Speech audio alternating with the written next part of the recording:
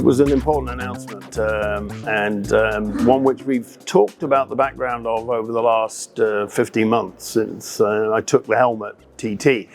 And that was, having consolidated our position in derivatives, we were going to move out into other asset classes. This is the first material move into another asset class with the acquisition of Axe in the fixed income marketplace, the corporate bonds marketplace. It's a very exciting move for us and certainly broadens the total addressable market that TT has. Now, Axe has been around for over 10 years, European-based. Customers split largely between Europe and Asia. I think one customer here in the US. But we think within the TT umbrella, we'll be able to expand the Axe base very significantly. And that will be through integration into our platform that will come over the next 12 months. What I inherited was a very strong base, a platform business that had been built over the last decade. So the basis that I inherited was very, very sound. We needed to move forward on two or three fronts over the last year. One, and you know me well, John, and the industry knows me well, service quality, service quality, service quality, to invest in further improvements in the resilience and robustness of the whole platform. And within that is also building on our position in derivatives by extending the features and functions. So we've now got a more reliable and stable platform. We've got a richer set of functionality in our core derivatives market through building software, but also with the partnerships which we've announced in recent times, including the acquisition of as well of RCMX. The other transformation that has happened is in terms of the globalization of the business. We put a lot of effort in the last year to really moving TT from a company that's based in Chicago operating globally to a company that thinks global local. And this is really important for the future growth of the company. If you're in Singapore or in Sydney, for example, or in Tokyo, the team there needs to feel empowered to be able to do the business, to respond. And we want TT to be truly that global local company, feel very local to the local communities it's operated in. So put a lot of work into the internal culture and the thinking of the company. The final thing is the whole question of moving into multi-asset, which we set out. And we've announced that one acquisition around fixed income, but we certainly, to go to the forward-looking part of your question, we'll be seeing more moves into other asset classes over the next 12 months.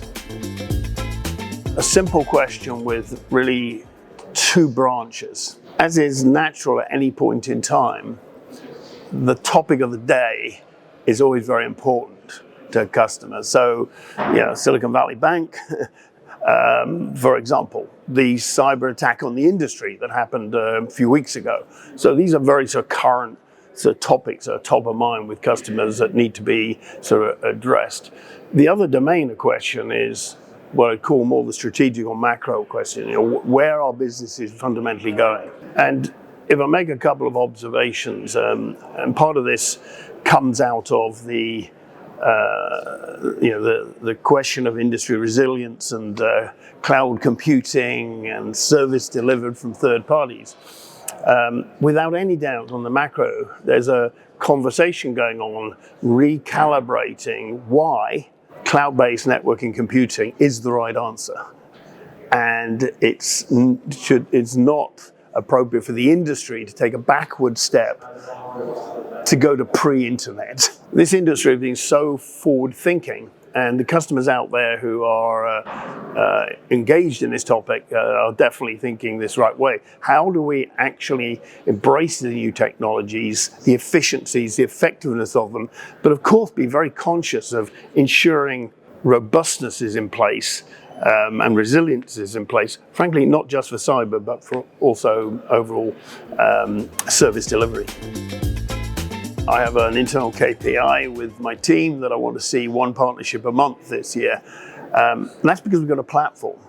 You remember from my, I was going to say infamous metaphor that we're in the cable TV business. You buy a certain set of functions from us today for trading, you want some new services, you switch them on.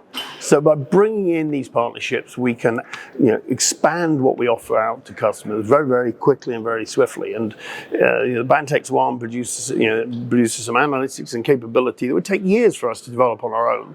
But it's proven, it's understood, immediately available to our customer base. And similarly with the Eurex announcement. As a byproduct of the Eurex One, it's also really trying to point out, and this was a byproduct reason, not the primary reason, that we do business with all exchanges, and we're an integral part of the ecosystem with every exchange out there, and we can help those exchanges grow their business. So you're going to see more partnerships from us as we expand the offering on the TT platform.